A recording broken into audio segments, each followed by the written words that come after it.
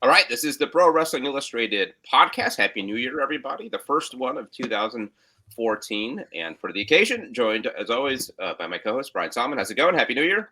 Thanks to you, too. I'm here straight from NPR, ready to go. All right. And joining us is our boss, the editor-in-chief of Pro Wrestling Illustrated, Kevin McElvaney. How's it going, Kevin? Boo. I'm good. That was me booing me, not booing being on the show. Brian, great job on the NPR stuff, by the way. I was able to listen yesterday. Thank you. I wasn't sure how it was going to go. I was a little nervous because it's, a mainstream outlet. It's not wrestling people. And, I was worried they were going to take some cheap shots and things. But I think it went okay. Yeah. And the last time we actually all saw each other was in person, oddly. And I knew Kevin might be there. I didn't know Brian was there the entire show until the end of the show and Kevin pointed out to me. And I noticed Kevin because Kevin was right by us, and some guy just starts like climbing over a row, and I don't know if it was my wife or my buddy. He's like, "What's this guy doing?" And then I turn over, I'm like, "Oh, that's Kevin." Some big clumsy guy. Yeah, it was Brian was easy to spot because he was one of the only people wearing a blazer. Well, I knew I was going to be at the scrum, so I don't normally go to wrestling shows wearing a blazer. I want to make that clear. Look, you looked good. I like to wear blazers, but not to wrestling shows. But And Brian had the best seats of all of us for what's that worth, and me, who lives 15 minutes from the Coliseum. That's because me and Adam Hopkins are just like this. That's why. But yes, and Adam Hopkins, a great guy. I think he might come up a little bit later in this conversation, and I'll just say at the end of the night, my thought was poor Adam Hopkins.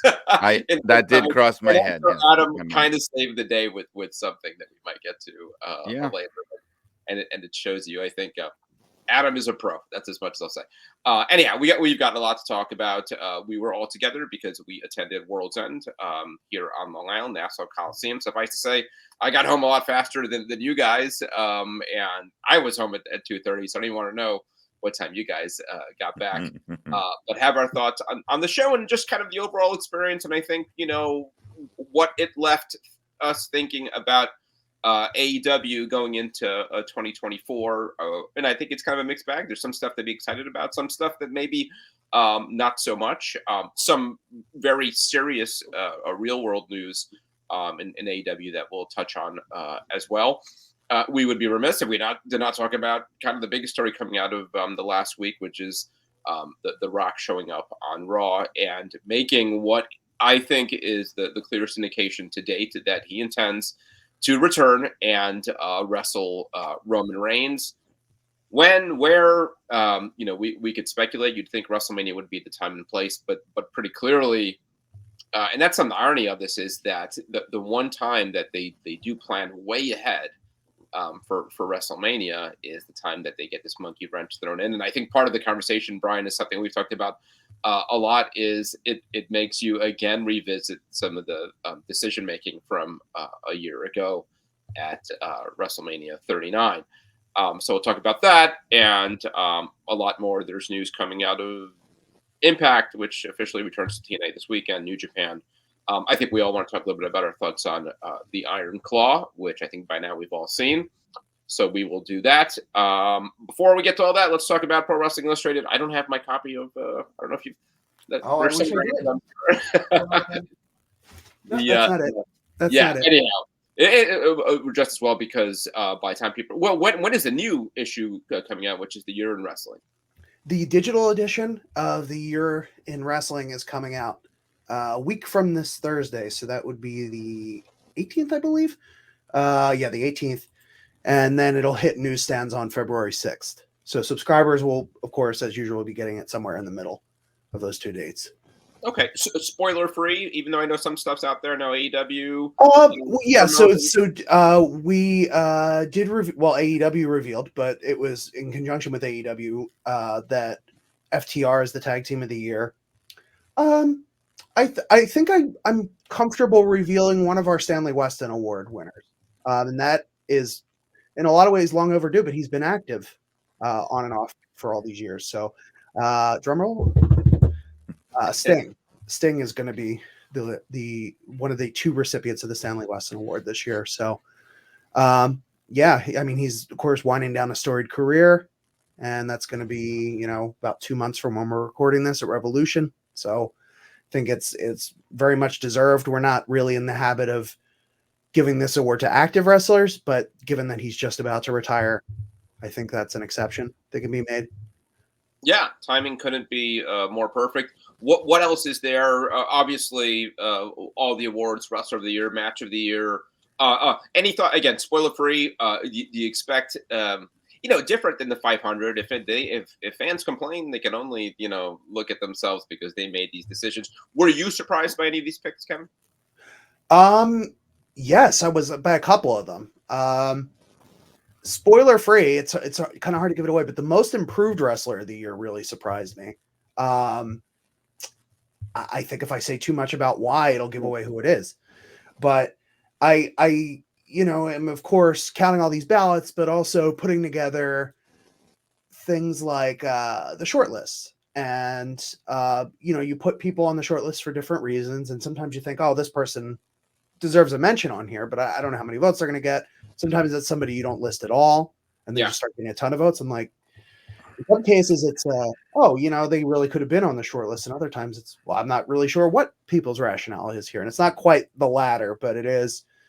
That's the biggest surprise. So I think when people see that, I think people are also going to be surprised by Match of the Year. I wasn't really surprised by Match of the Year, but I think the internet will be surprised because social media folks tend to have, and I say this as if almost everybody isn't on social media, but we'll say it like, wrestling Twitter, wrestling Reddit, that sort of thing. They have very different ideas of what a match of the year is sometimes than what our readers do. Sometimes the two line up, but I don't think this year. But I think our match of the year is terrific, and it was one of my favorites. And I don't know what it is, and I don't know, Brian, do you know? No. So actually, Jason did most of the writing this year. He was like me. He was kind of at home sick for a lot of the cold weather, so he was just sort of working on it while everyone else, I guess, was trying to get ready for the holiday season. I didn't want to interject too much. Of course, the two of you with your kids, and Jason has kids too, but he was homesick, so it was Brian, all the work. I'm sorry, guys. What would you guess it is, Brian? Match of the year? Yeah. I was thinking that in my head, but I didn't want to accidentally say what it really was. It wouldn't be a spoiler because we don't know. So I know, but I'll try and have a poker face. I don't know how good Kevin's poker face is. I'll give you what my guess is. I'm going to guess MJF and Bryan Danielson, the Iron Man match. Oh, you know what? Yes, actually, yes. I would guess that too. Well, I mean, the only reason I would guess that is because that would have been my pick. That's not necessarily to say that would be the one that I think would win, but I think, in my opinion, that was probably it, or at least it was the best one I saw all year. The other one that would be, I don't know how much of this would be my pick or what people would what I would expect people to pick. It would certainly be near the top for my pick would be Usos and Kevin Owens and Sami Zayn at WrestleMania. Maybe not necessarily bell to bell, but the emotion of it, the stakes. Yeah, I mean that actually might be my number one. I could see that one. I could see that too. There's always a few really good options. I think I mean that it could go either way with a bunch, but I think that Iron Man one was probably the one that impressed me the most. There's something else too that I'm thinking of. I'll see if I could come up with it. Omega and Ospreay, right? That's a great one. Wrestle Kingdom was a big one. It was a fine year for matches. Kevin, I think this is also would be spoiler free, but in terms of representation, is it a good mix? Does one company really dominate this year? There's a lot of WWE. Okay. No, I mean, but there are winners from WWE, from AEW. There's one winner from Impact. So it's an interesting mix, and I think WWE, as given the year they've had, how lauded the product has been on top of because here's the thing with WWE, like, we talk about how much money they're making, like hand over foot. They've been making money for years. They were doing very well even during periods that were creatively bankrupt, according to a lot of us, right? Like periods that were really just tough to watch. They were still doing really well because it's a big business and they're figuring out ways to make money. But this year, I think they've had a combination of, the business is good from some of the strategic moves they've made, the merger and the international shows and all these other things. But you also have this year where the product is a lot better, and you have people are enjoying it more, and people are attending live events more than they were. And I think there's genuine buzz around it. To me, it's not surprising that they would sort of start to take back more of the share of the awards. I mean, this is a reversal from a couple of years ago where we had AEW win, outside of the Independent Wrestler of the Year. I think they won all but one award. And everyone thought, oh, it's fixed. But then, of course, as soon as it changes back, oh, it's not fixed again. It's, No, I mean, it's and I think we'll get more into it. I think it's the story of AEW's 2023, which is, in baseball, they'd call it a rebuilding year, right? I mean, and that's kind of what it felt like. And I feel like maybe 2024, we might be in for even more of that when you look at some of the change in who the players are near the top, and some hits and some misses. So obviously we got Wrestler of the Year, Match of the Year, Tag Team of the Year, Woman of the Year, right? Is Woman of the Year back? Because we lost. It is. There's a lot of. So my thought when I first came on was, this feels like sort of an antiquated category between the name and the fact that there are women in the running for all these other categories. Right. There's a backlash against it. So it was a mistake to get rid of it. I think some people still bristle a little bit at the fact that it's included, but the response to it being gone was far more robust, and generally from people who've been reading the magazine a long time, and they come from a place of not certainly not a place of anti-woman or anti-feminist or whatever. It's more this is a classic category, but also, even if women don't do well in these other categories, there will be a category where they can be showcased, which is, I think the best case you can make for a specific category for women here. Right. Rookie, Most Improved. I'm trying to remember all of them, and correct me if I'm Independent Wrestler of the Year, Faction of the Year. That's the newer one. Faction's the newer one, which I really like. Feud. Are we still doing Feud? Yep. Feud. Yep. Yeah. So, and it's not just most inspirational. I don't know if you said that one. Yep. Comeback. Is Comeback still one? Yep. So, it is one of the big ones of the year, if not the biggest of the year. So go out and get it. And obviously, besides the awards, we've got a look back on the whole year, title changes, the top 10 stories of the year that Harry and I put together, so much more, an absolutely packed issue coming out next week. Get ahead of everybody and get over to PWI-online.com and subscribe now, so you'll have it delivered right to your door. And I could add another incentive if someone subscribes. And of course, you have to do this before it comes out to guarantee you get it. Sometimes if it's right after the digital on sale, you'll still get it. But this is another one of the XL issues, so it's got the 96 pages.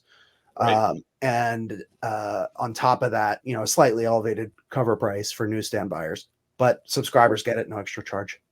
Anything you can tell us about the cover? Do we have wrestlers holding plaques? We do have wrestlers holding plaques. I can't say anything else about the cover. Okay. Are they wearing red PWI t-shirts? Not this year, no. Oh, damn it. See, I have to I think when it comes out, I might post I just got my hands on, my daughter found it for me at an antique shop, some old wrestling magazines, and one of them is Sports Review Wrestling from 1981, when they had the 1980 year-end awards, because I guess they didn't start doing it in PWI maybe for a few years into it, but it was in Sports Review Wrestling. And, it's got Bob Backlund, Wrestler of the Year, and, Bruno Sammartino versus Larry Zbyszko, Match of the Year. It's just really cool. It's a great cover, and I'll share it when the new issue comes out, I think. Yeah, it's one of those that you always go back to, if you're a collector. So definitely one of the tentpole issues, one you want to have. So head on over to PWI-online.com. You can still pick up the current issue, which includes the Tag Team 100, Brian's interview with Tony Storm, and so much more. All right, let's talk some current events. Let's talk our experience at Worlds End. I can kick it off. I had a good time. I think I went in there. I want to be diplomatic here, right? I think we've been clear about some issues I have with the product. My thought on AEW recently is that they have put such a priority and a premium on athletic wrestling, essentially on work rate, sometimes to the detriment of what I think should be other priorities in the company. And I'll say, at the end of the night, they did nothing to change my opinion about that, which is to say, I kind of got the show I expected to get, which was a fun show, a good show. I mean, the wrestling was really good. I enjoyed the heck out of Adam Copeland and Christian until the botched finish. Eddie, and this might be a whole different discussion, but I don't know that we ever talked about it that much, but I'll absolutely eat my words in as much as I was very much kind of a second guesser about the Continental Classic, and I think it was a huge success. I think they really pulled it off. I think it was it built to a real climax, and I think they've got a winner on their hands with not just Eddie, but with the Continental Classic format, which was a rating success. Good for them. I mean, I think that was really one of the high points of the pay-per-view. I got a question taking the title off of MJF on Long Island. The way they did the finish, the payoff of Adam Cole, a lot of it was kind of disjointed, especially given that Adam Cole can't wrestle, soon. So it certainly left the crowd flat. But I know that it's about more than the live audience. So in some ways, my perspective is going to be a little biased there, being on Long Island for the show. So certainly a downer. But again, generally, I had a good time. I think there's a whole other discussion to be had about the scrum, where I very much did not have a good time. And this might speak to sort of this whole trend of scrums after wrestling, and I'm not sure how I feel about them. But you guys, what was your experience at Worlds End? I guess I'll go to Brian first. Well, I enjoyed the show. I think it was, it was a good crowd, and I think crowds can help to buoy a show. I mean, it really does help. It looked like a sellout or close to it, which was really nice to see, because you hear all these stories now and the photos and things that we see of like how they're having trouble drawing, but they didn't have trouble drawing on that night. And that was not Wembley Stadium. I mean, that was, New York.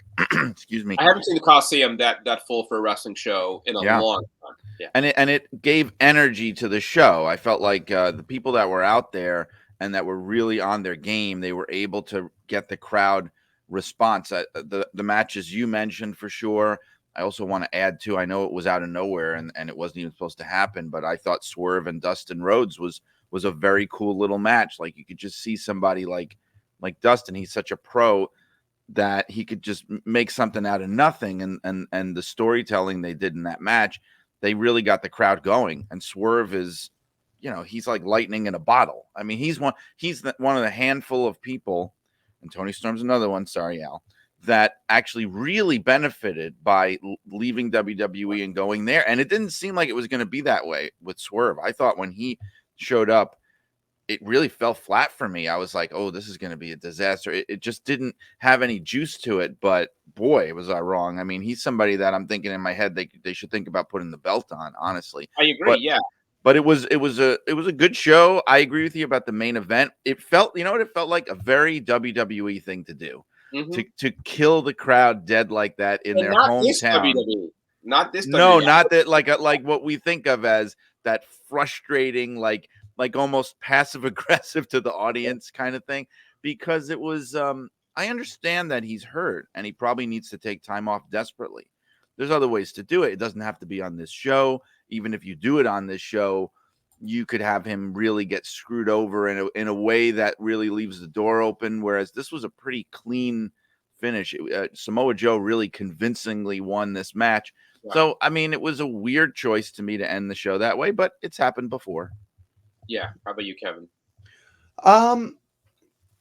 Overall, I like the show. The finish to it was, I mean, you can't say anticlimactic because it was a big finish, but it was, I think if you're going to do the reveal of the devil and the henchman and you're going to have Joe win, I think, especially given that, there's a connection between the two, given the thank you for doing business message that flashed up on screen before, connect them then too. I understand why maybe you want Joe's. I'm sorry. Yeah, I'm seeing such a weird choice for. I mean, I guess in their mind, they sort of did with Adam hesitating with finding the ring. Yeah, that was weak. He didn't. He even if I guess we can read that was on purpose. That he didn't want to hurt, but he didn't help him cheat. That's not the same as costing somebody a match. Like if he's able to win the match, he shouldn't need the ring. And he's this baby face now, even if he's the scumbag baby face. So no, I mean they weren't. The line wasn't drawn between them, and it doesn't have to be so heavy-handed all the time. But I think it was a strange choice, and I get that they want Joe to look strong. But there are ways to do that too. You can have the devil interfere. You have Joe hit his finisher right after. There's you'll still get the visual of this was a funky finish, and it wasn't straightforward and above board, but you have this situation where MJF loses, and then the crowd's like, "Wow, we didn't expect that at all." And then the devil reveal happens, and it was predictable, but I think it was ultimately the right choice. And then it made sense with everything else that was done for the most part. To do it right after, and I get why you had to do it right after, but those as two separate events, I think you connected them a little more, it would have been fine. Apart from that, I think the crowd at one point was very stacked against a certain wrestler who was coming in as a babyface for reasons away from the ring. So that kind of made things awkward for a while because it essentially ruined that one match. And I completely get why it happened. I almost think like they maybe shouldn't have even done that match. They shouldn't have done the match. Or they should have pulled him from the match. We're talking about Chris Jericho? Yeah, Chris Jericho. And I mean, you could have done it with a storyline. You could have had him get jumped backstage or allude to the fact that he got jumped backstage or something. Because, and I honestly, even he himself should have said, he should have volunteered that, honestly, because you think about the other workers in the match and you're putting them in this awful spot, and you could just tell that they were really thrown off. Ricky Starks and Big Bill, like they were just off their game, and you can't blame them. I mean, the whole rhythm of the match was like thrown out of whack. It probably wasn't the best, given what was going on that night, to put him out there. It's also interesting to me, and it speaks volumes about the differences between the audience. Because I'll ask you guys this: do you think that a similar reaction would have happened with a WWE crowd? Because I feel like they're not as online or tuned in. Like not to that extent. I don't think they would have known what was even going on or why there was a problem. This crowd really was. Yeah, and I don't think they expected, they being Tony Khan, Chris Jericho, these fans to be as knowledgeable about it as they were. And not that it was even half the arena. I don't think, but it was enough to make a noise. Yeah, I think it was easily half the arena. Al, that was very loud. Otherwise, the other half of the arena was not doing its job. I think that they're meant to cheer for that team. Yeah, they just made the calculated decision, the incorrect calculated decision, that this was not as big a story as they thought it would be. And I get like the PR side of this is a little tricky, because if you cancel the match or you pull him, does that make it a bigger story? Does it suggest that you have something to be ashamed of?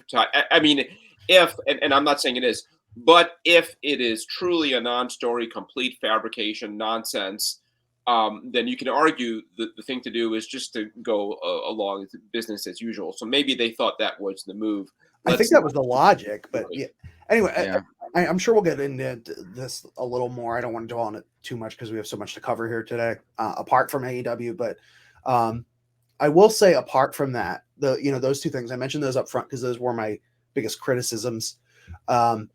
I really enjoyed the show apart from that. I thought it was really good. I think, as you said, Al, the Continental Classic wrapped up really well. And I think it's an argument for, when it's done right and in a way that makes sense, that sports-based presentation, especially because you had, early on when Eddie put these title belts up, I shouldn't have thought it makes sense in retrospect that he won, but I thought, oh, this is a really stacked field. There's no way he's getting through it and keeping these belts.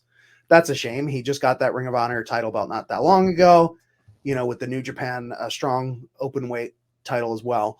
But it'll still be a good tournament.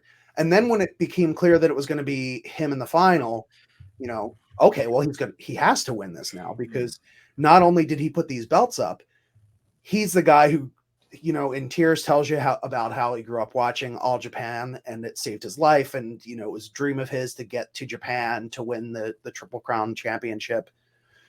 It was the only way to end it, but they did it in a way where he's in there with Moxley. If anybody is going to beat him, and nobody's going to ever question a finish where John Moxley wins, so it's just, it was really well done, very emotional. I think there was a lot else to like on the show. Most of the wrestlers were getting the intended response, had the crowd behind them or against them as desired.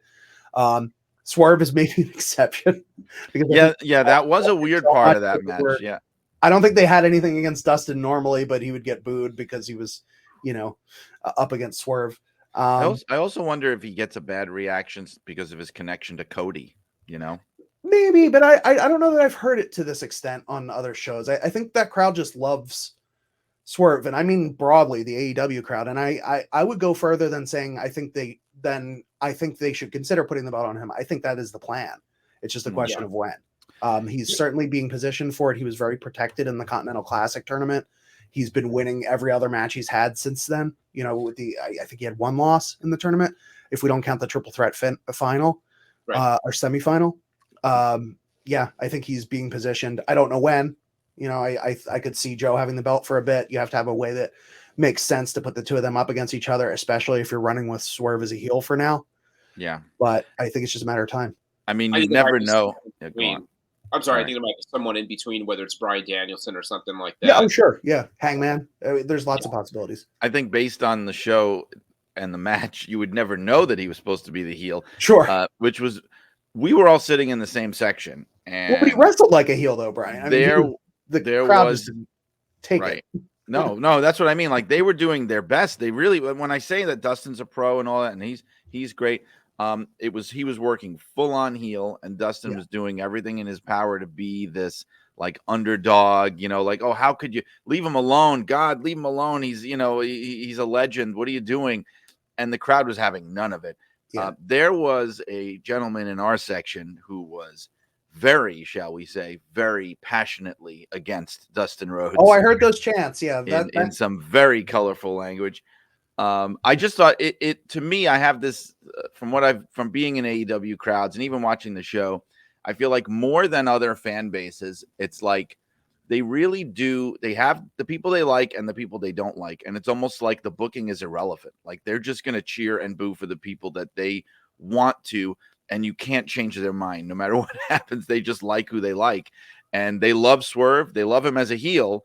So they cheer for him, and I think they're going to have to turn him. They're going to have to make him like that badass baby face officially, which is, kind of like how they were treating him anyway at the pay-per-view.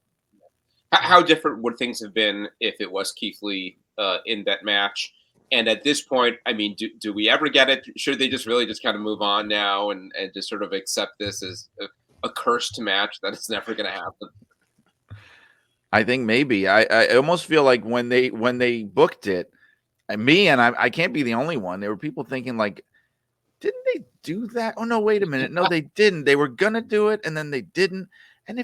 And why are they doing it now? So maybe it doesn't need to happen. I mean, he seems to have. I feel bad for Keith Lee because I think like his momentum is just stopped cold.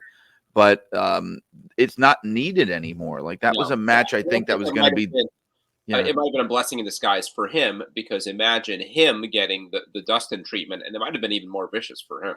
I think you're right, actually. I think he would have gotten that very negative response. I was thinking that actually while it was going on. I think it was just like it was partly, I think, the Cody Dustin thing. I do get a sense is part of it, but I think partly it was whoever was in there with Swerve was going to be getting dumped on by the crowd for sure.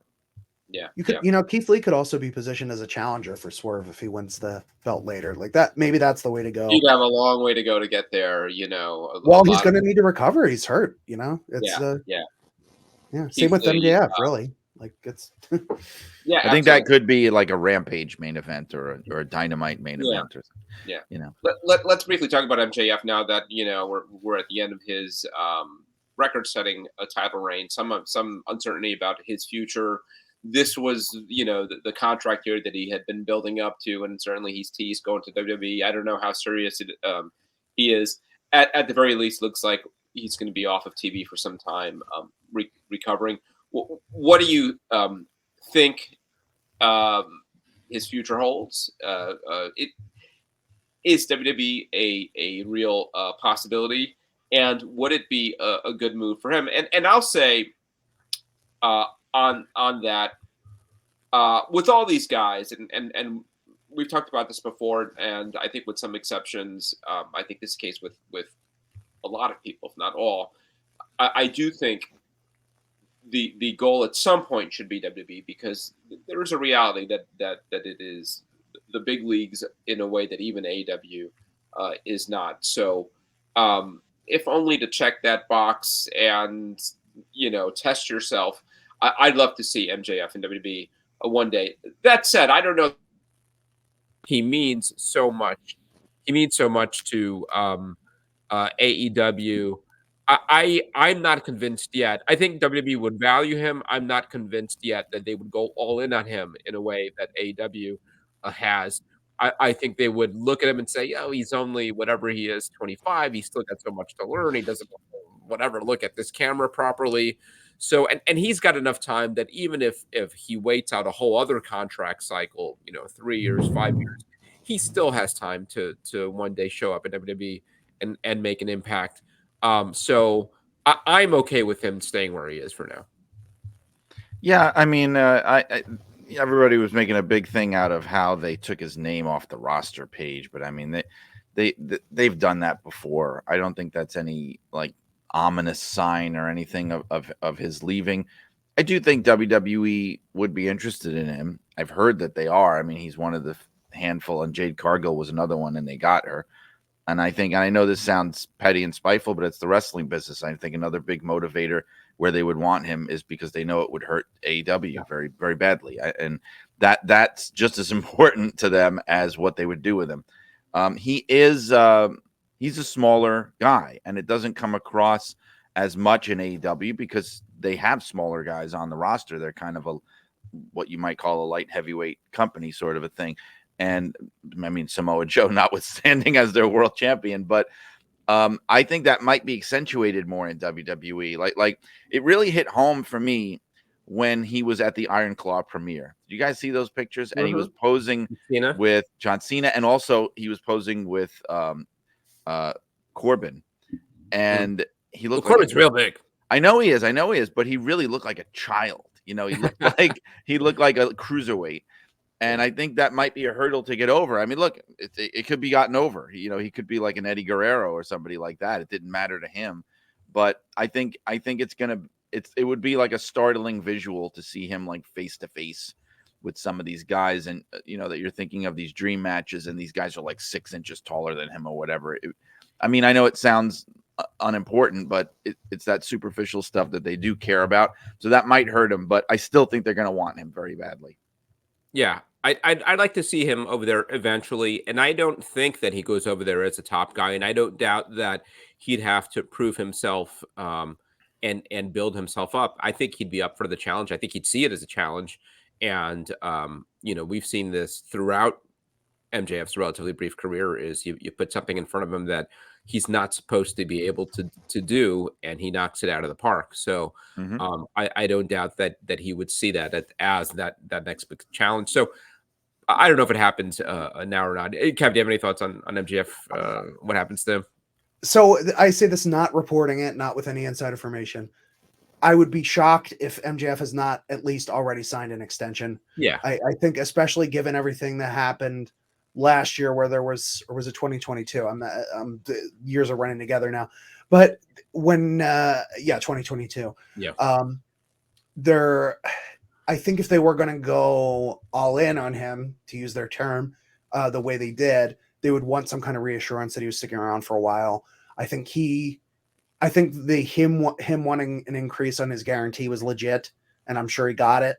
And why do you give someone a guarantee increase like that without a little something in return, even if it's a couple of months? And notably, you haven't heard the bidding war of 2024 stuff in forever. And that's I get that he's a babyface now, but it was even before that. And I think I don't even think it's because he's a babyface, because I think that line would get a positive reaction now from him. But No, I think if he's not already signed a completely new contract, he's probably signed at least an extension. Will he be in WWE one day? Odds are everybody goes everywhere at some point. Yeah. You know, I don't know that I agree with you, Al, that he has to go there. I think he makes sense there in a lot of ways because of the way he is, the type of performer that he is. I think increasingly there are more and more ways to make a good living and build up a respectable name there. I don't think it's a service to all these people in the past who never had good WWE runs to take that mindset forward. You know, even if it feels true now, I and maybe this is the optimist, idealist in me. I think we've got to stop with that mindset because that's where you have someone like a Dusty Rhodes, like a Nick Bockwinkel, like all these other, like a Harley Race, who either didn't go to WWE or had really kind of crappy, underwhelming WWE runs, looked at as second rate. You know, when it's a different time, right? I mean, I know it's a different time, but you know, we have a variation built up now where WWE is, you know, it's certainly by leaps and bounds the industry leader, but there's so much else out there, and there are ways to make a living. You have AEW as a company now where, for all the criticisms of it, it's 5 years in. And Harry Burkett actually wrote for the year-end top 10 news stories. He talked about, in some ways you could look at this as, wow, this is AEW's worst year. But how the hell could you say that? Because they sold all the tickets they sold to Wembley. Their ratings, when you know, were down for a bit, but especially when you account loss of cable TV households and all these other factors, they're actually doing very well. They win in a lot of other metrics. The fact that they're still around after 5 years, still on cable television, is a really positive sign. And then, you know, they're not even the only game in town. You have Impact Wrestling rebranded as TNA, which is now going to have reportedly more weight and resources behind it. You have people choosing to go to these places. You have people choosing to go to Japan. I think we have to, even if it's true right now, I think we got to stop talking about it like that, because I think there's different ways to build your legacy now. I think that is all true. I think there's also just a reality of WWE as an operation, as how many eyeballs are on it relative to everything, to New Japan at its height, to WCW at its height.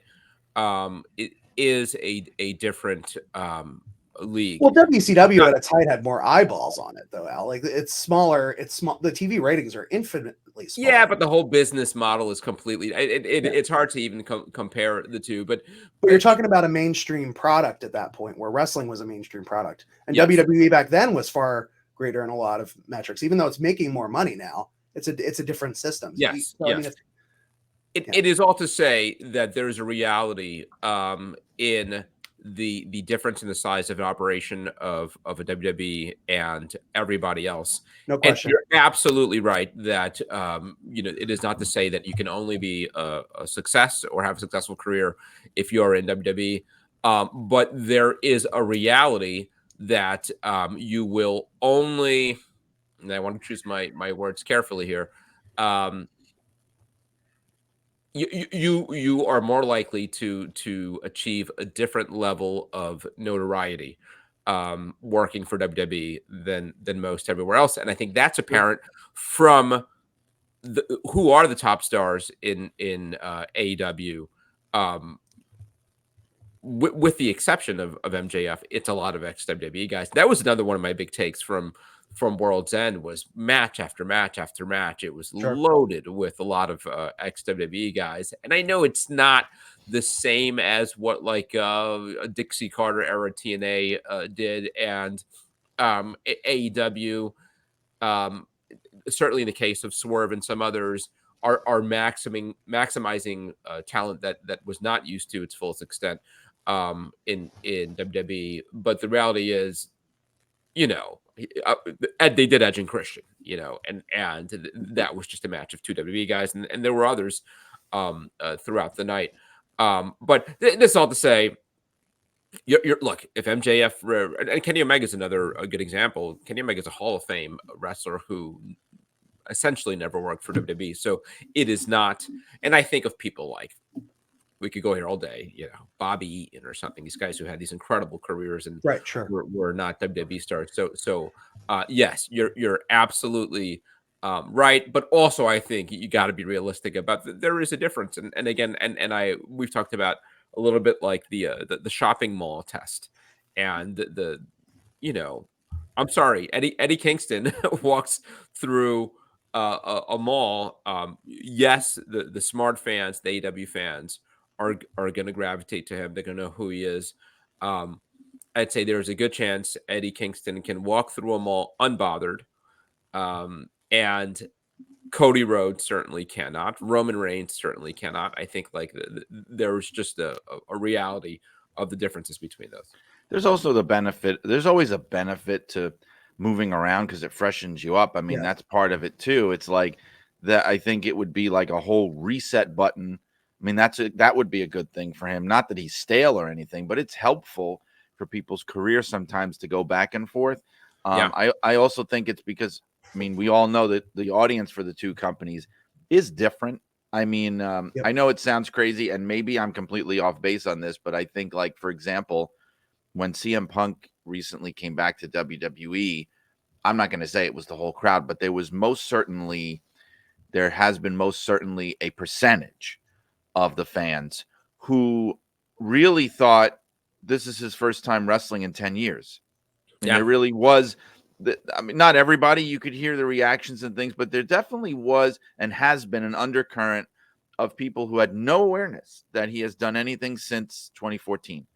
And so that kind of thing benefits somebody like an MJF because he really could, because then you have the people who are expecting him, who are really excited, like, oh, it's that guy from AEW. You got to see this guy. And then you got the other people who are like, I don't know who this is, but this guy is phenomenal, right. And you combine that. And I think he would get great reactions. So, I mean, it's beneficial. I mean, I see how it doesn't have to happen. I do agree with that. I mean, he can have, if anything, he could be like the Jerry Lawler of AEW. I mean, there's nothing wrong with that. I mean, he's you could he makes a fine living, I'm sure. And he gets to wrestle, he gets to do his thing, and he doesn't need to go. But I think it probably would benefit him at some point if he did. But Jerry Lawler is actually a really interesting case because ask the mainstream wrestling fan who Jerry Lawler is. He's that guy who used to do ring announcing on Raw. Right. He's the guy who yells out puppies. Right. And and that's because he finally in the end made the decision to go there. Yes, that's true. Yeah. No, I mean, there's no denying, obviously there are levels to this, and WWE is at a higher echelon. I mean, to the extent that WWE is industry synonymous. I mean, it's Xerox or Kleenex. Wrestling is not as mainstream as it was, but to the extent that it is, it's WWE, with AEW as a distant second, and a still very respectable second. Like they're doing better than any company has. And I think discussed this in the last episode, in a couple of decades. But WWE is on that level to the point where there was a combat sports page on Twitter that shared, I guess it mostly does MMA stuff, right? But it did it was a clip from Stardom, and they said, oh, wow, WWE Japan is maybe even better than regular WWE. And they weren't being ironic. They weren't being like tongue in cheek. They were just like, that pro wrestling is WWE, you know, like, and I wouldn't expect them to know what Stardom is, but the fact that like a combat sports account, just any pro wrestling is WWE, I think that says a lot. When I did the pre-interview for that NPR interview that we were just talking about, like sometimes they have the producers call you and they go over topics and what they might want to, so they're prepared and they could get sound bites ready and things. Right. And I had to explain to the one of the show producers what the difference was between, and she asked me point blank what the difference was between WWE and pro wrestling. What is the difference? And I had to explain that there is pro wrestling that is not WWE, that it dominates the industry, but it is not the only pro wrestling. And even that very concept of what I even meant by that was hard. Yeah. Was hard to explain because I think she just thought that WWE was just the name of what it is. Sure, because not even just the name of a company. It was just, this is called WWE. Never mind, like, what does that actually stand for? Most people don't ask questions like that. But yeah, there is that. It's Q-tips, it's Coca-Cola, it's it's maxi pads. No, absolutely.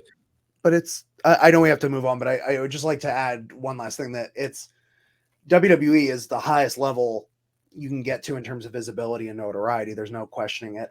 I mainly put that conversation out there because you can look at the art form of pro wrestling and you interpret it a little bit differently. You know, the movie that wins at the Oscars is many times not the most financially successful movie, that sort of thing. Very true. That's all. Mm-hmm. Yes. Okay. I'll agree. I don't want to belabor it too much. Yeah. Well, we could talk all day about this, but your point, I'm agreeing with you that it is still like box office. There's no denying it. It's a couple last things on AEW, and why don't we jump to one that I think is very related to that, and that is Mercedes Mone. Talked that negotiations with WWE appeared to have fallen through, and now it's just sort of waiting for her to show up on AEW. I don't know how true that is. That's the reporting, similar to like the MJF conversation. You know, how good idea is this for her? And I think this very much, you know, one of the other things I think is part of this conversation that we haven't really brought up that much, and I think was relevant to like Will Ospreay and some others, is that beyond notoriety, and even beyond the art of it, there's a bunch of other stuff that factors in terms of money is one, travel, schedule, opportunities to take on other business ventures, and all those things could stack in AEW's favor when you're looking at that decision. So even if you believe, well, if I really want to be the richest, most famous wrestler in the world, I've got to go to AEW, there are a lot of other things that absolutely might make you decide on AEW instead. All that said, I've got to say I'm a little disappointed to hear that Mercedes is most likely going to show up in AEW because, well, look, I guess that the word is that she had a dollar figure in mind and WWE wasn't there, and whatever that figure is, good for her. I mean, I think she absolutely deserves on the high end of any dollar figure when you're talking about, you know, before all of this, I thought she was on that short list of best ever, certainly on her way. I mean, I think she's that good. Because of that, I get why AEW would want her, because she could be transformational for your women's division, and you really need it. You know, but that's also why I'm a little lukewarm on it, because I see her going over there, and I don't see. Look, she's going to have a lot of terrific matches with a lot of women. I think there is less opportunity for her to be the kind of marquee act that she can be in WWE, which is saying a lot when you talk about all the big marquee acts that already exist in WWE. But I think she's big enough that I do think she goes back to WWE and headlines pay-per-views. I don't know that happens on AEW. We are now 5 years into AEW, and this has been a criticism from day one, and they're always going to get to it. They're always, no, we're serious about, you know, doing more with their women's division. And here we are, and I don't see it, you know, and I don't see, you know, what is the big money match for her there? I mean, there are good matches for her there, but I don't see her, you know, I think, and this is maybe an oversimplification and somewhat pessimistic, but I'm more concerned about the AEW women's division kind of pulling down Mercedes than her opportunity to lift it up. I think this is a reasonable concern, Al, because it's, if you look at, I think they're doing good things right now in that they have storylines for around both of these championships, and they have more characters being showcased. But the reality is there's only so much time allotted. You know, it's a little bit better at the pay-per-views, but there seems to be this unwritten rule, and maybe it's even written somewhere, where it's one women's match a show, especially Dynamite. It is very, very rare. Like, you can count it on one hand every year. And it's usually, you know, it's not most of the hand, where there's a show and there's more than one women's match on it. And certainly it's even more rare that it's more than one like meaningful women's match where a championship is involved, or it's not a squash match, or it's not a tag match with unannounced opponents or something like that. And I do think they're making strides. I think it's encouraging that you have this energy being devoted to some of these other characters, with be that Tony Storm or the spooky gals with Sky Blue and Julia Hart.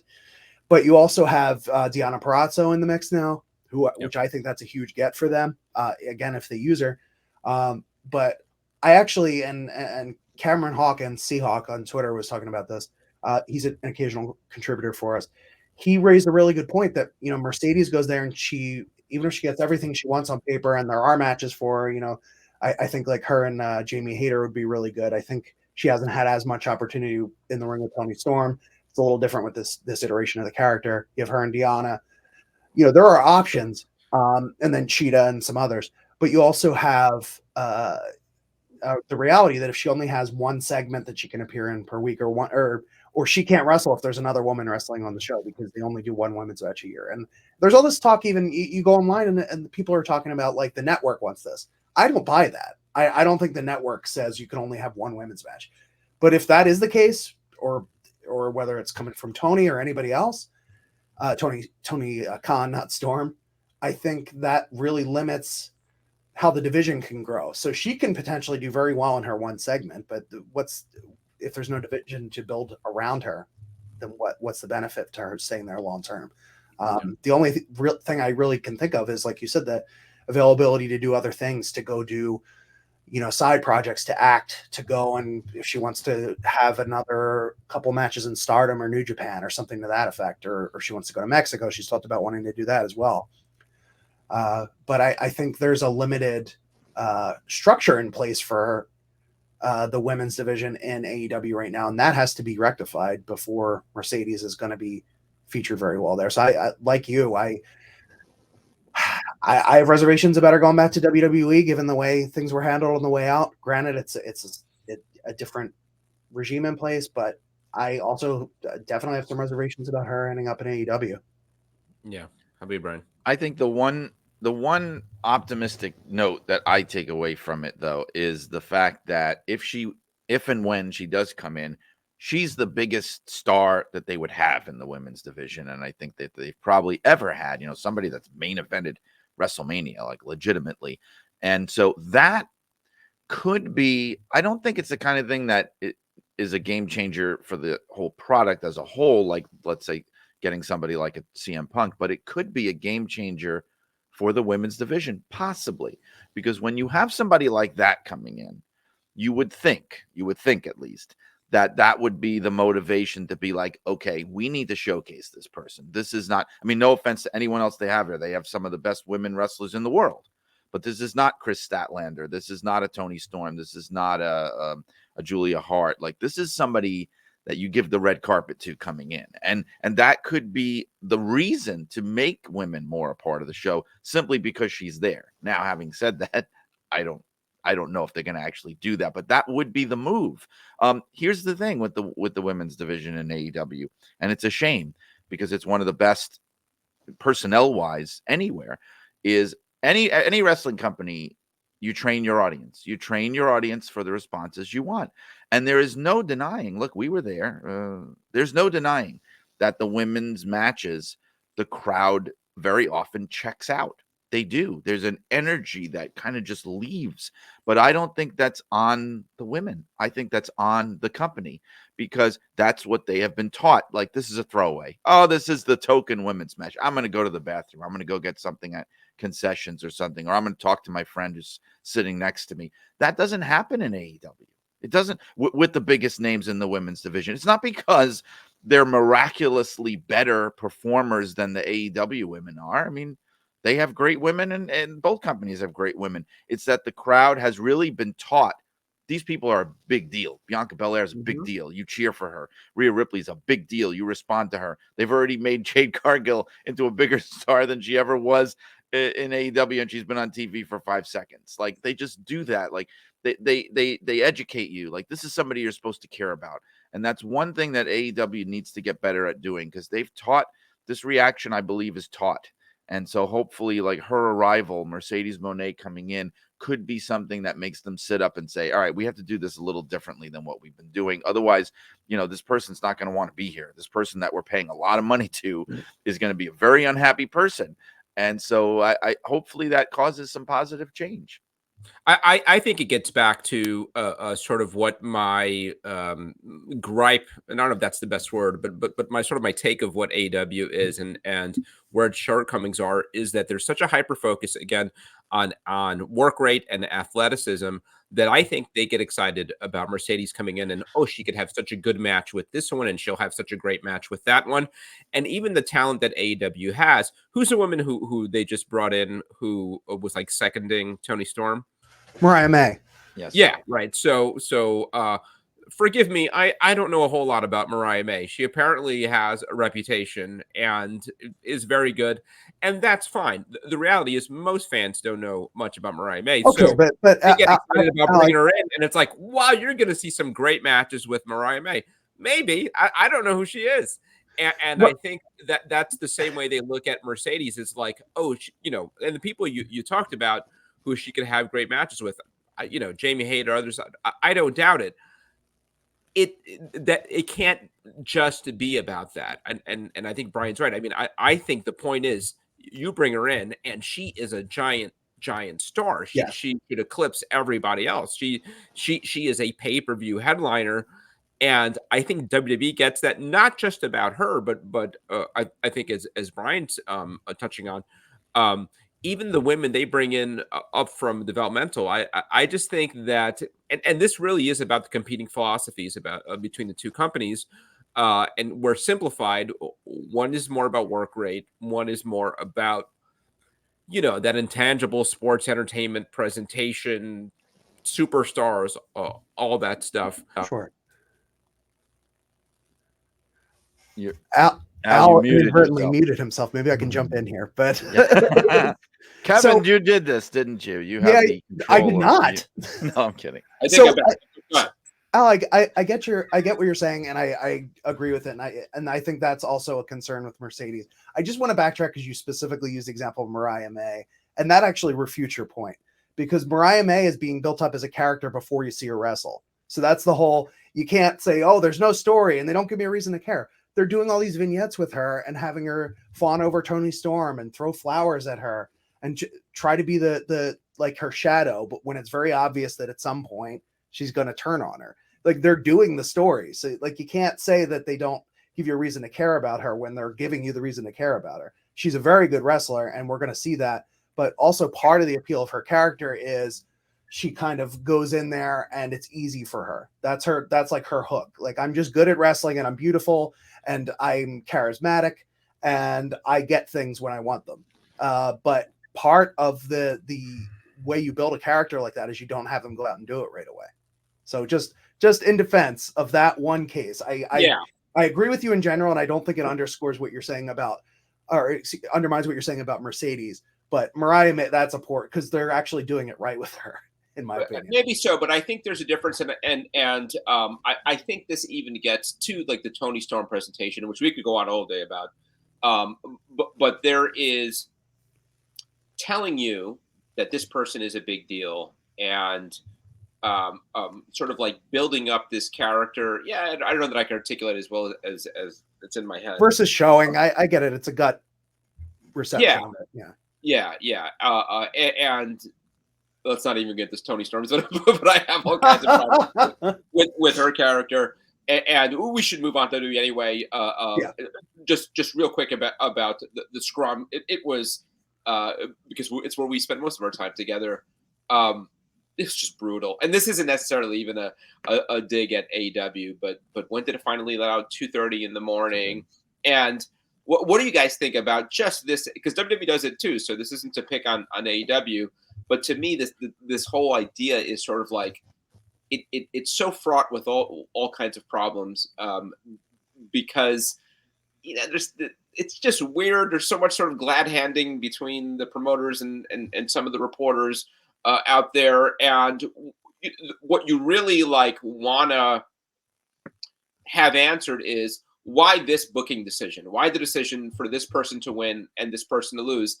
And you can't do that. I mean, I suppose you can ask that, but to use the word you just used, it sort of undermines the whole thing. So it's this kind of like unwritten thing that like, don't ask those kind of questions.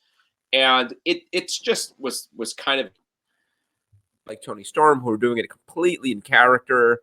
And I had I would have liked to have asked Tony Storm a legitimate question, but when I saw that it was 100% just in character, I was out. Like, I don't want to ask Tony Storm the character or anything. I want to ask I Tony Storm I a do real agree question. about that. Yeah. Yes, I felt because I did want to. She was someone I did want to question because of the we did the PWI interview and everything.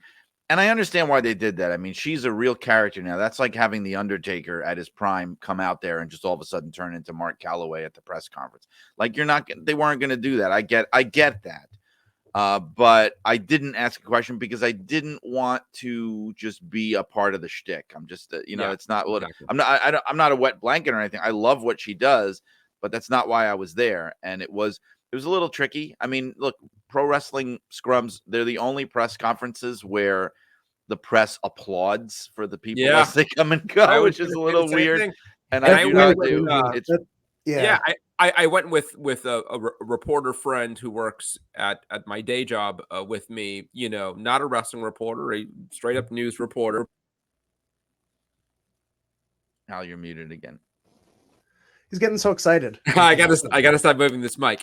And anyway, my reporter friend was sort of, I don't want to exaggerate it, but certainly like taken aback by the visual of and I've covered literally hundreds, maybe thousands of press conferences in my life. The thought of applauding at a press conference. Well, the guy in front of us was from USA Today, so I could only imagine what he was thinking. I mean, he wasn't just from a wrestling website or something or a magazine. He was like from a, it is weird. I don't know if it's it's because a lot of these things, they have a combination of, I guess, what you might call influencers, and it's not just press. It's like people who are looking for clicks and hits, and that's really all they care about. I mean, I don't know. I don't know the people, so I can't make a judgment.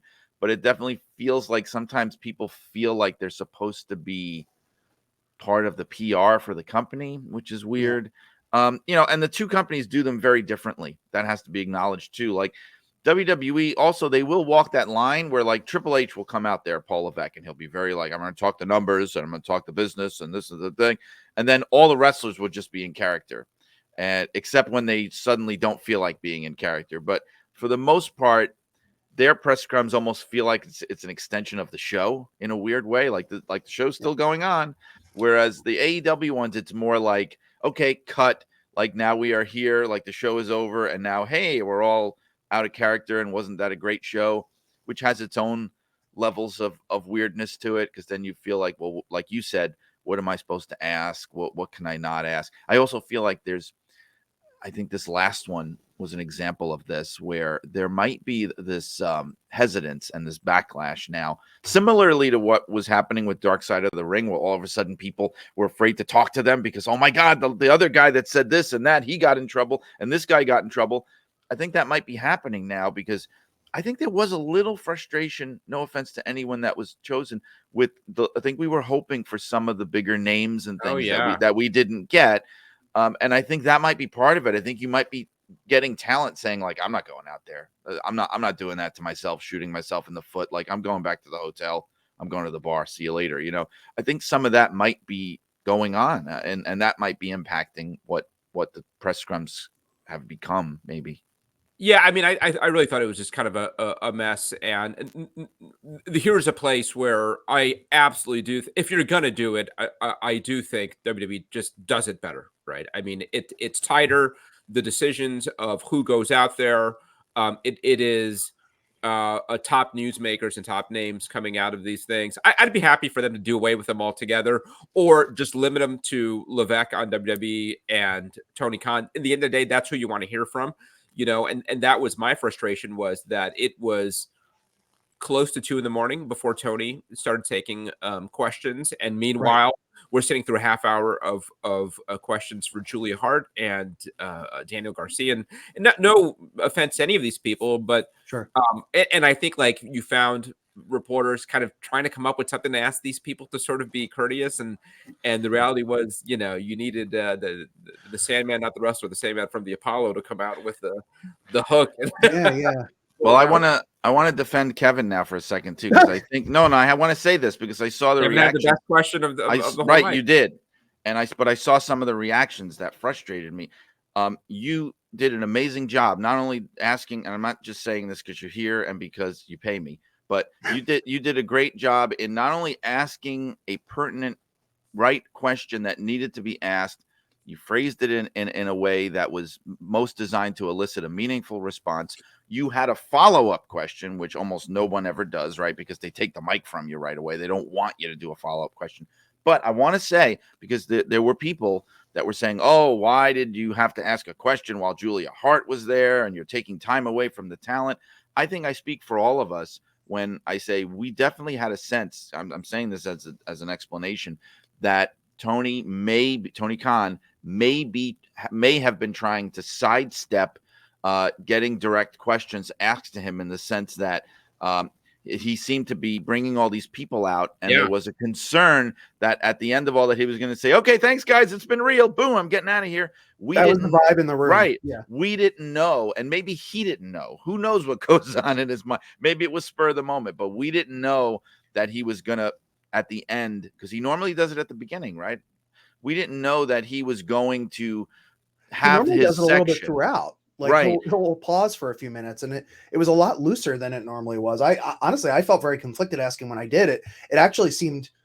But you did the right thing, because in retrospect, it was the exact right time to do it. You felt like you had to get it in there just in case he wasn't taking direct questions at the end. And I think, and if that was going to be the strategy, then doing something like that is the perfect way to subvert that. And you did nothing wrong. You did a fine job. So it was, I think we should just at least mention what the question was, because not everybody watched the scrum or listened to it or read highlights or whatever. I specifically asked about, given a lot of chatter that's going on, and I declined to name names, not because, let me clarify this, because I was criticized on a certain podcast, Cornet, that that I didn't mention a name, and it was not out of fear for that, the person who these controversies surrounded. It was out of respect for an alleged victim who has not come forward with her story. So that's actually policy, generally, to do that, to not name someone unless they have, out of sensitivity for an alleged victim, unless they are, on board with it and have spoken to you or made some kind of statement on the record. So that was my thinking, but I did it when I did it, in part because those first two interviews, there was no room. Like, you could not get it in edgewise with the Samoa Joe. Like, it would have to be completely left field. I mean, especially with Tony Storm being so in character and Samoa Joe in character to a lesser extent. Tony, I mean, it's the highlight of the whole thing that Tony took this super serious question from you. And this is where I could imagine Adam in the back of the room pulling his hair out, right? He left the hat and the glasses on. With the hat and the glasses on. Yeah.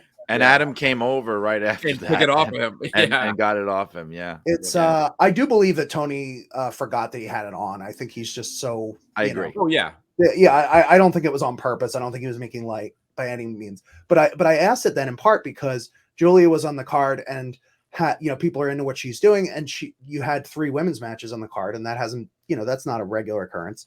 So I figured, okay, that's a good way to bring it up, like acknowledge her for what she did, and then apologize. Hey, sorry, I have to ask Tony Khan this question because who knows if we'll get a chance. So anyway, that was my logic.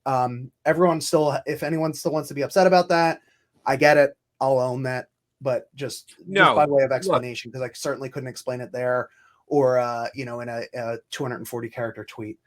So I've been in the journalism business for more than 25 years now. I've got a graduate degree in journalism. I have taught journalism. I could say what you did was spot on, and other people in the room could have learned a lot about how to handle yourself in a press conference from the way you did. Absolutely. I think later on, you mentioned the USA Today guy. I thought he had some good questions yes. Also later on, especially when Tony, and I think and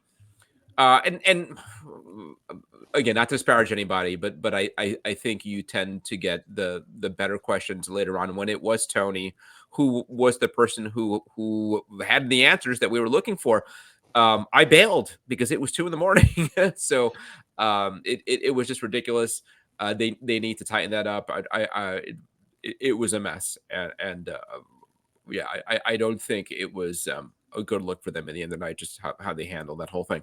We're already at an hour and 10 minutes almost here, and we haven't even brought up The Rock. So let's quickly pivot over to WWE and the fact that we might be on the cusp of one of the biggest matches in, let's not exaggerate, in 25 years plus, in The Rock and Roman Reigns. The flip side of that is that we may lose the main event that we had all been anticipating for a long, long time. So I, for one, have a very mixed feelings on I've got my WrestleMania tickets. So on one hand, the potential to be there for The Rock versus Roman Reigns, one of the biggest matches again in my lifetime, is exciting. I honestly, I think I'm more bummed about the prospect of losing Cody and Roman. Now there is some thought that, can you do both?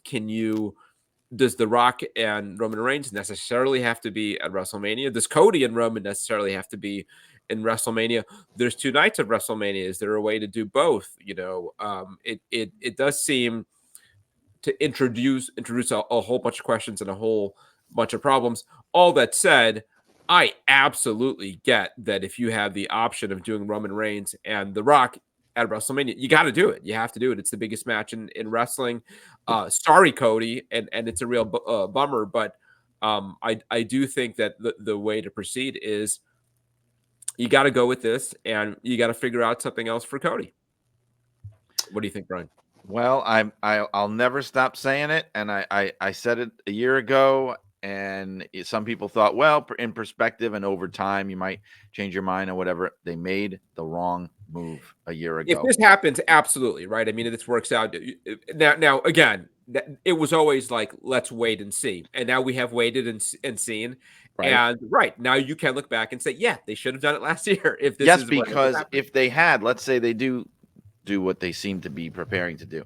If Cody had won the title last year, this match would still happen. Absolutely. Yeah. No one's going to say, oh, Roman Reigns, he lost the title to Cody Rhodes. We don't want to see him wrestle The Rock now. Mean any less. Yeah. No, that's absolutely not going to happen. And you could have had, I mean, look at it. There's so many reasons. Roman Reigns has lost so much steam. The bloodline has lost steam. He's never on TV. It's almost like nowadays it's like Seth Rollins is the actual champion, even though he's the secondary world champion, because he's the one that's in front of people. It's hurt that. It's hurt Cody in the sense that everything they've done with him, they could have done with him as the champion, and it would have meant more, and they would have even had more possibilities. And now you have this happening, which by the way, I don't see The Rock actually winning the title in this match. I think the move is that Roman wins again, right? Which also leads you to think, okay, so maybe the story is gonna get 41, finished. But when I think there's no way you wait another year, that's madness. So if they think, okay, well, Roman's gonna win this match, and then Cody, you're gonna get the belt, and then they wind up doing it at like a SummerSlam or something. It just feels like anticlimactic if that's what they're gonna do. It's a strange thing, but yeah, I agree with you. It's like you kind of have to do that match. Because some people have brought up, well, maybe they do that for the Australia show, because it's a gigantic, I guess, elimination chamber, right? It's going to be like 70,000 people, and it's an international premium live event, and there would be no shame in doing it there. And I agree with that. I think that is a possibility, but a match like this is tailor-made for WrestleMania, so it just almost feels like it's a foregone conclusion. It's a shame. I don't know. Triple threat. I don't know. I don't know what the answer is. No, right? No, that's the worst of all. I know. Yeah. I mean, there is and the other kind of like monkey wrench is CM Punk, right? So you could do theoretically Roman, Rock, night 1, winner wrestles Cody, kind of the WrestleMania 10 thing with Luger, Yoko, and Brett. You'd have to give Cody another opponent the first night too. So it's less than ideal, because then you're not even promoting Roman and Cody, right? Because you don't know that Roman and Cody, and you have to go through the motions of potentially promoting a Rock and Cody, which doesn't really make any sense unless they straight up make it a non-title match, Roman and Cody. And so either which way, Roman is defending against Cody on night 2. So there are ways you could do it, but it is a less clean way of doing it. I do think at this point, you just don't do Cody and Roman at this WrestleMania. Whether you push it to 41, this kind of like odd number. And I guess the talk is Minnesota, which doesn't really mean anything to anybody. Something that I heard, I think Brian Alvarez bring up. No, I don't know, maybe it wasn't Brian Alvarez, but it was on the Observer Show, was doing it in the Garden, whatever it would be, Cody and Roman finally getting the belt on Cody at some event in the Garden. Survivor Series hasn't been announced yet, where that's going to be. Sure, that would be pretty cool. Cody winning. Where is that belt. SummerSlam this year? Nashville. No. Okay. I'm sorry, Cleveland. Okay. So, I mean, could you? Yeah, but it just doesn't feel at that point. And we've talked about how important it is for them to keep reign going and being records. If it's Cody or if it's Rock and Roman this year at Mania, then I assume you keep that belt on Roman through next year's WrestleMania. Man, good grief!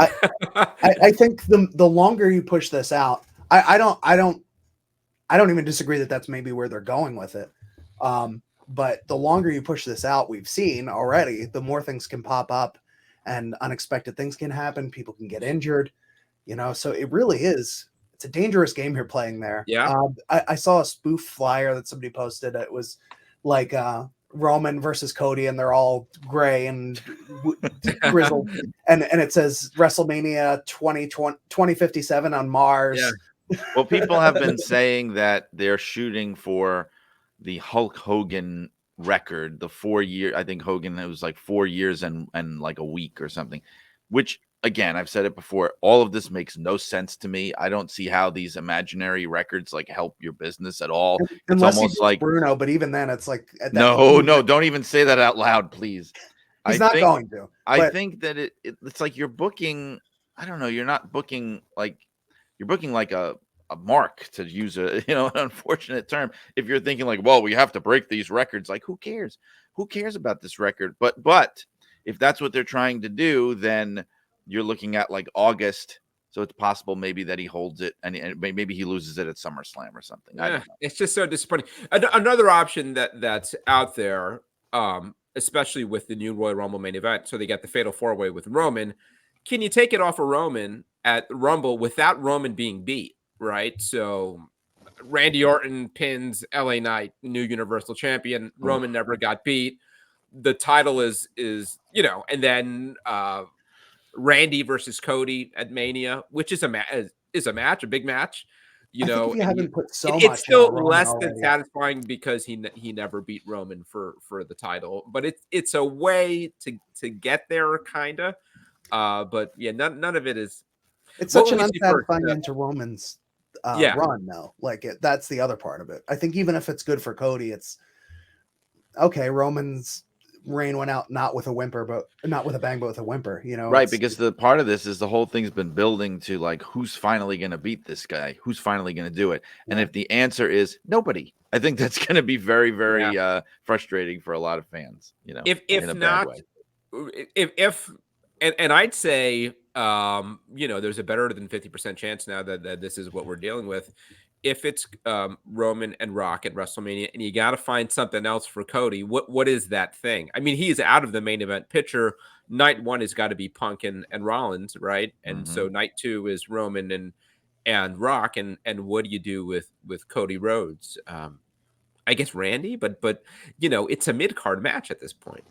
Yeah, that's I don't know. One thing I do know is based on the reactions on Monday Night Raw, I think they have to make sure that they keep Punk away from Cody, because the crowd made it very clear that they will choose Cody in that situation. And so unless they want to turn Punk, I think those are two people that need to be kept apart for the time being. Did you see that? They want to turn Punk, though. He did that promo. I think that's a good problem to have. Yeah, no, it is. But if they want to keep him as this feel-good Punk, then because he was running down those names of who he's going to go through if he has to. And when he mentioned Cody, the crowd immediately turned on him. I don't think they want to see that. Yeah. But I think that's good, and I think even Punk would be happy to hear that, because that he's their top babyface, and that he's that over is all good news. It means things are working as they're It supposed to is be because working. we talked about from when he first came back. Like my biggest fear was I felt like he was on that edge. Like you don't want to have happen to him what happened in AEW, where he just all of a sudden seems to be the corny, not cool. You don't want Cody, him to you don't want him to turn into like Bob Backlund or something. You know what I mean? Where everybody's like, oh, this guy's a cornball. But WWE, man, they absolutely adore him. I think he could do no wrong. So that's a good thing. Yeah. But it's just so crazy that like all the things that needed to go right for them to be able to do Cody and Roman at WrestleMania 40, it's like everybody needs to stay healthy. Cody needs to stay over. And it's like, check, everything is working. Then you have a Hollywood strike. And then The Rock kind of gets bored. And so he starts hanging out around WWE again. And it's like, yeah, let's do it. And Right. it's that is what happened. This match that they've wanted to do for years and years and years and never have been able to do. The one time where they book a WrestleMania main event, essentially a year in advance, is where The Rock decides to do it. Are you guys convinced that that's what's happening?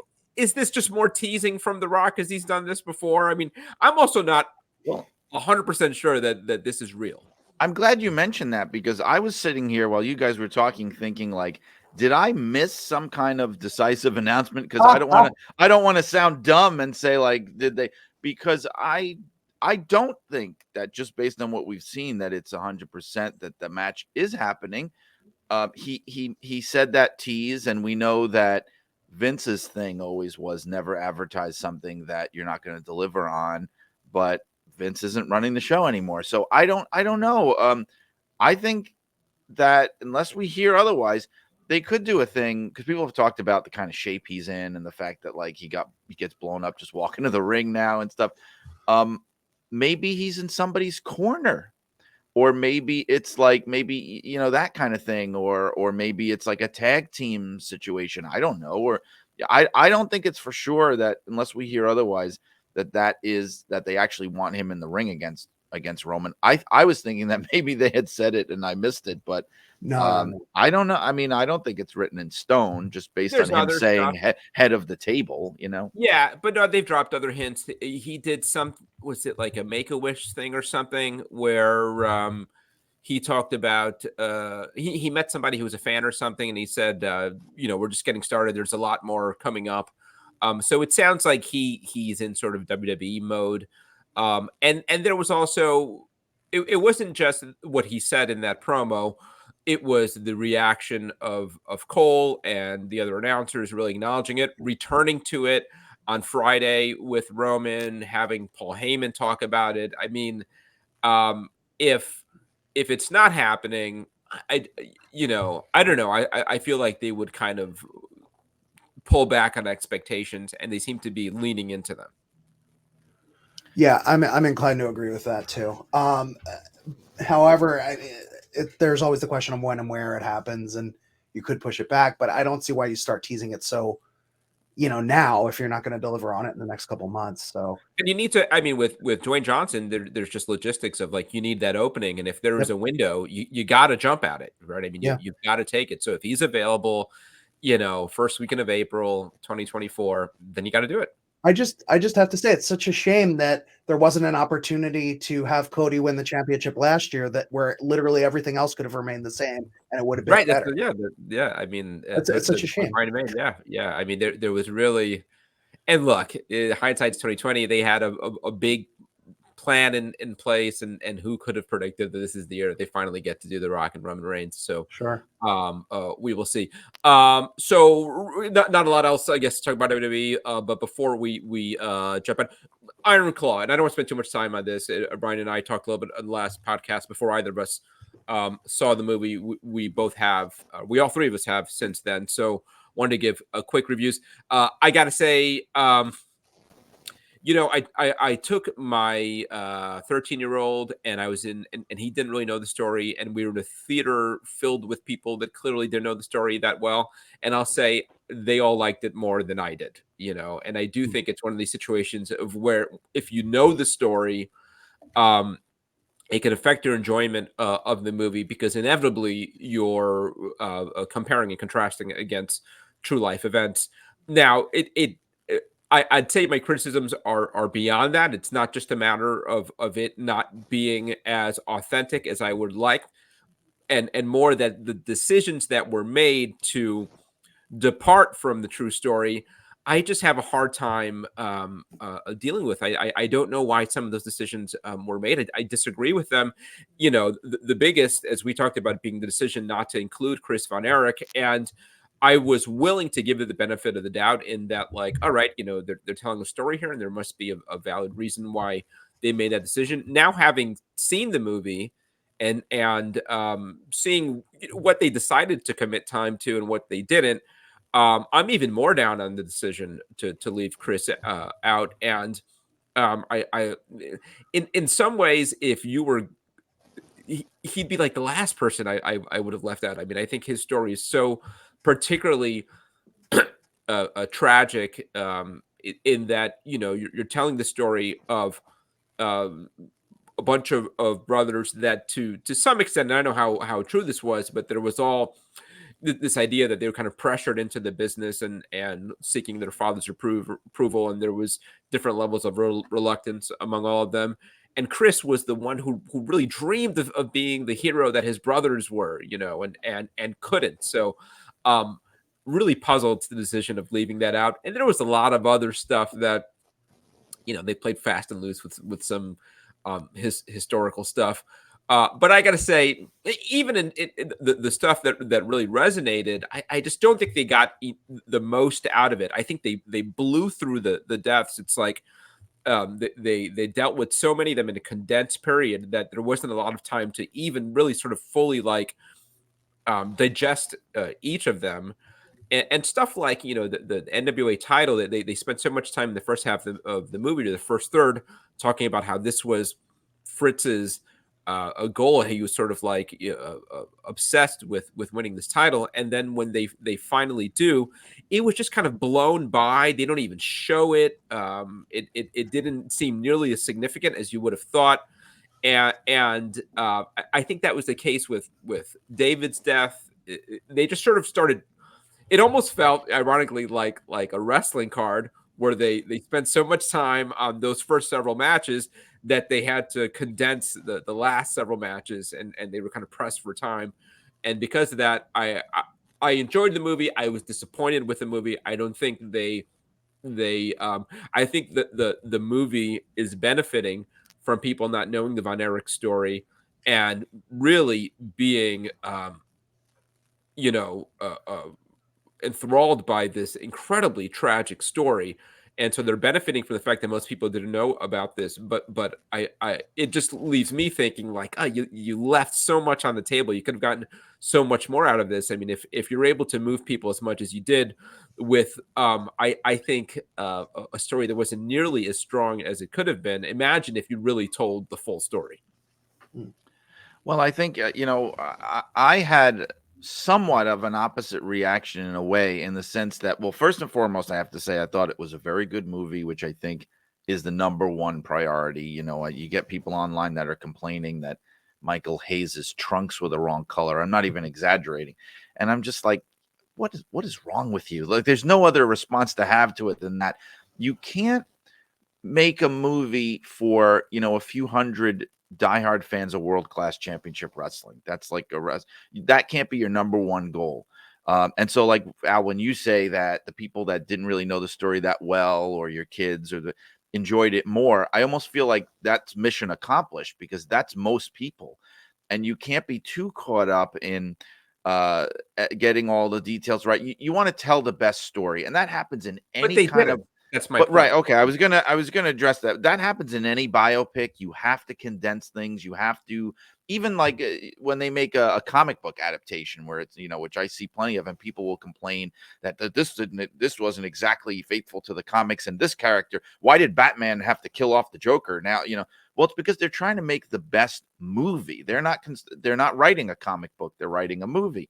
So, that said, there were things, yes, that I saw. I'm not going to quibble over minor details. I loved the way that they created sort of the energy of the Sportatorium. Was wild to me. Like I got chills with the whole modern day warrior montage. Like I literally had chills from beginning to end of that thing, and doing things like that where you could tell they put their homework in. They have, Fritz on the phone with Sam Muchnick. It's like a throwaway line where he just says the name Sam. And if you don't know, you don't even know who Sam is, although it's mentioned briefly later on. But there were things where, yes, I do feel the narrative was hurt by certain changes they made. Like you said, I was a little befuddled by the NWA title thing because they make it seem like Kerry lost his foot the night he won the belt, which I guess, you have to like collapse these events and things, but that was a little much. And they also, for the people watching that don't know the story, they made it a little hard to understand why, okay, they build this whole thing up. Kerry wins the belt. And now the next time you see Flair, he's the champion again. And I could see a lot of people thinking like, well, didn't he beat that guy? Like, what happened? Like, we all know, okay, Flair got the belt back 3 weeks later. They don't make that clear. They sort of make you think, okay, well, Kerry lost his foot, and it's sort of assumed, I guess he had to give the title up, obviously, and somehow Flair got it back. But it's never explained, especially for something that's so important. I think there was a missed opportunity with the Lance Von Erich thing where they actually have MJF in there and you see him as Lance. You don't know he's supposed to be Lance. It makes no sense. And you see Kevin being frustrated. The real story there is that Fritz basically said, well, I'm losing my boys, so I'm just going to make up a new Von Erich. Like, I think there was real potential in articulating that, and it was never explained. But I think the bigger picture, I think the movie really worked.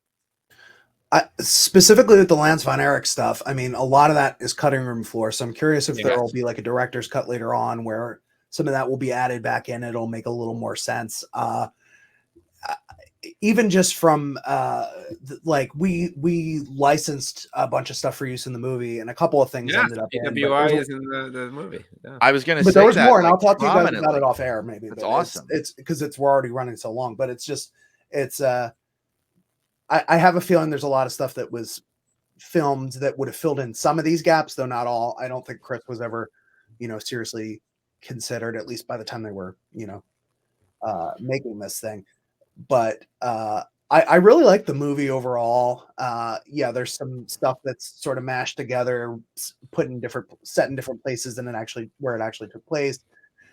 The best explanation I can come up with for leaving Chris out is they wanted this, in the end, this message of brotherhood and it persevering. And I don't know that the Chris story and all this stuff, especially with like how young he was and all he went through in his time, I don't know how much that adds to it. But I think either way, I mean, it's upsetting. Certainly if you're the family and you're looking, there's a whole person just, eliminated from the narrative. I think that's got to be hard. So it's tough choices that were made. But overall, I thought the end product was good.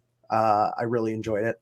And it's sad in the sense the Chris thing made me sad when I learned about it, because like we've sort of said here, that was his whole thing, that he didn't want to be left out, and they literally left him out. So it's heartbreaking. But having seen the movie, I see why they did it, I have to say, because even what we've talked about here, how it did sort of start to feel like dominoes falling, like, and it's hard to sustain that.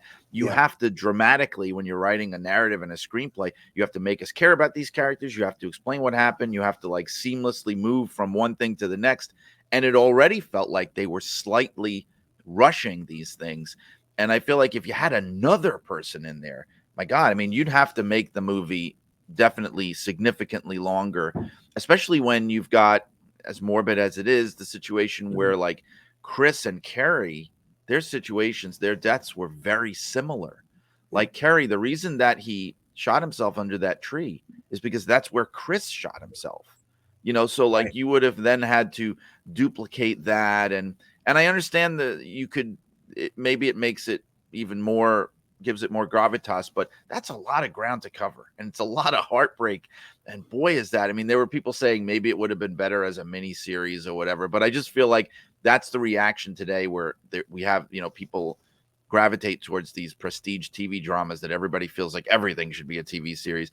I think it worked. It was very good. I think, I think maybe like Oscar talk around it might be a little overinflated, but it was a very good movie about a topic that years ago I never would have dreamed would have been given such a serious, respectful treatment, and I'm very grateful for that.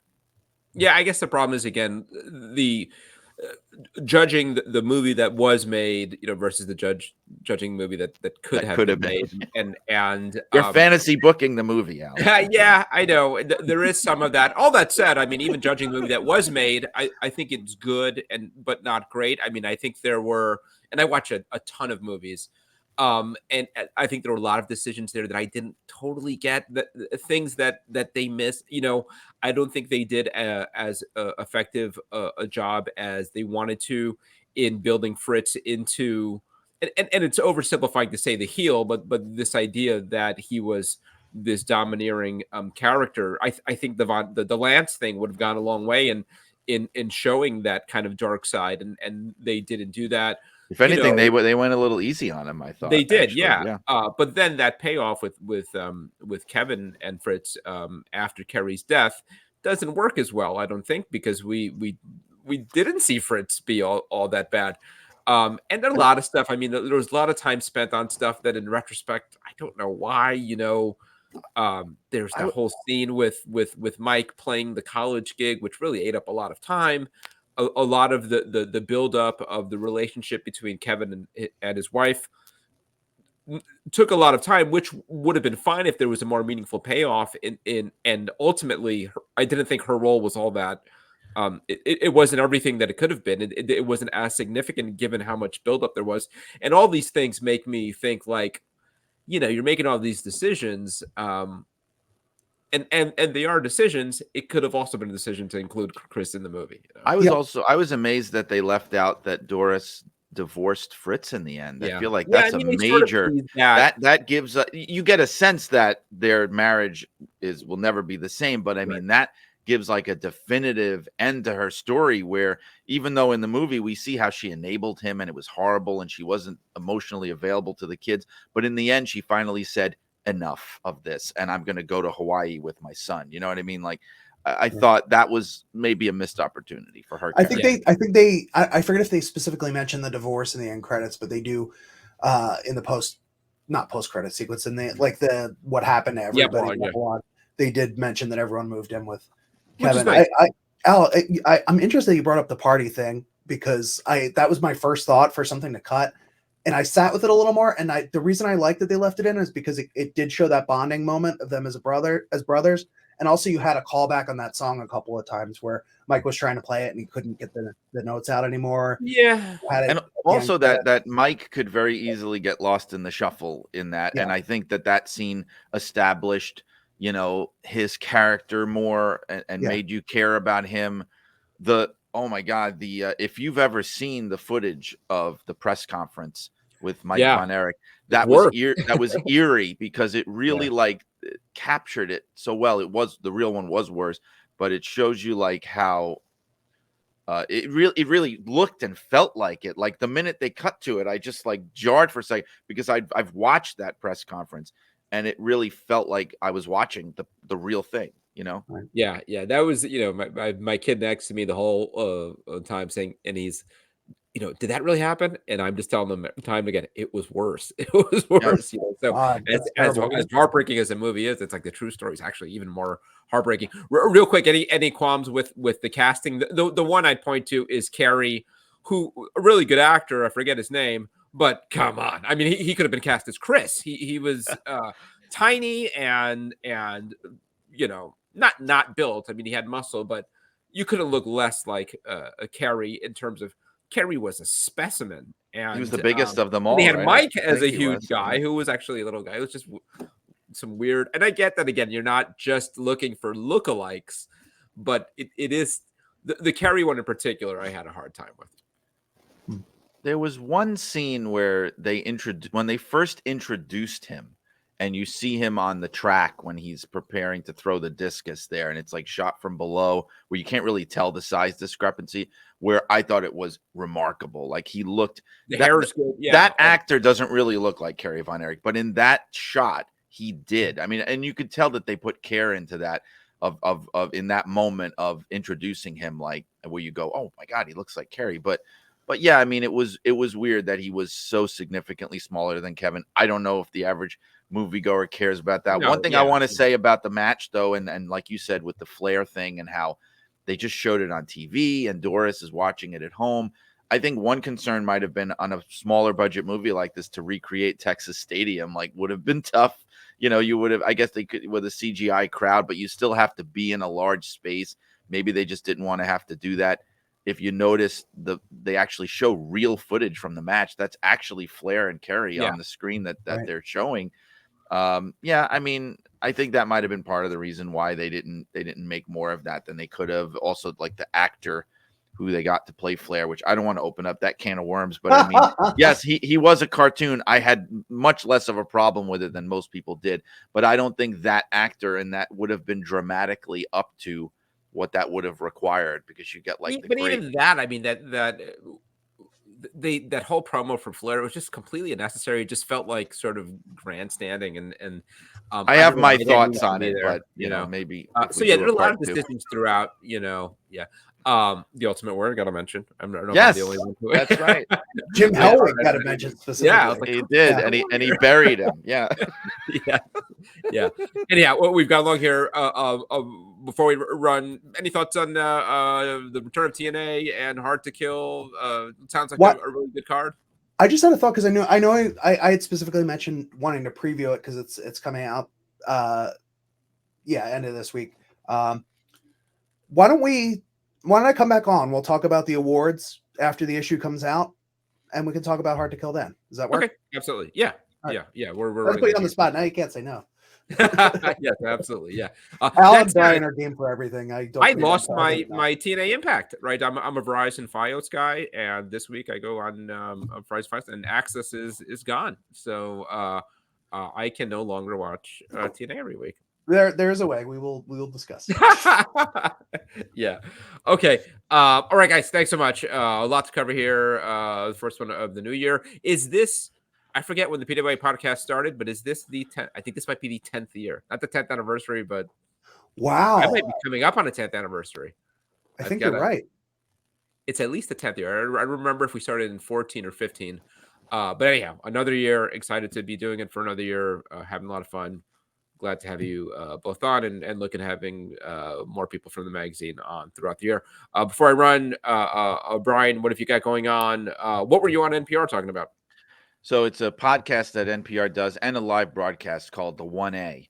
And it's like an afternoon show. And they had a show about just the, kind of like the broad strokes of pro wrestling's presence in popular culture and the influence that it has and why people enjoy it. So we really got to talk about, big picture things about the industry. And they had me as a historian, and then they had another gentleman who was like a kind of like a more of a scholar sort of thing. And so we were able to go back and forth. It was fun. And it's refreshing to talk to people who maybe don't know a ton about wrestling and to explain it from that point of view. It was kind of fun. It's called the 1A, and it's posted online. If you go to their website, you can either search NPR 1A and you'll find the website, and it's the January 8th episode. Yes, and you got lots more going on with the wrestling news and the Monsoon book, and what am I forgetting? Anything? I'm sure I am. Oh man, I guess that covers it. There's Shut Up and Wrestle, which is always moving along. I'm going to be posting an archived interview I did with Bruno Sammartino in the coming weeks, and I just other guests, and the book. I'm well into it. Irresistible Force: The Life and Times of Gorilla Monsoon. I might actually be visiting with the Morella family later this month. Fingers crossed. Oh, cool. I might be when I visit my daughter in Philadelphia. They live right across the bridge in Beverly, New Jersey, so I might be able to swing by. Maybe swing by the office here, see the PWI archives, huh? I would love to do that. I mean, my daughter, I may have to bring her with me. Listen, if you want to spend time with me, then you have to come with me to the PWI offices. But I'm sure she'll love that. Yeah. Could it be worse than my wife sitting in the car for the that wasn't even mentioned. Al, we were gonna let you off the hook with that one, but you're married to a saint. Indeed. I got my own quick plug. We had Bob Smith on the last couple episodes for our podcast. I appear on his podcast, the Outdated Wrestling Podcast, that I think drops this week, talking kind of comparing what it's like working for PWI these days versus his days. Discussion of both of you, and lots of fun. So check that out when it drops later this week. What else, Kevin? Anything we want to promote? I would just like to thank both of you for doing such great work in 2023, and I look forward to working with you in 2024. You're wonderful, talented, good people. So thank you. Thank you. Work won't be as good in 2024. I'm telling you now. Yeah. I'm taking it easy this year. Sounds good. All right, guys. Thanks so much. We'll do it again soon.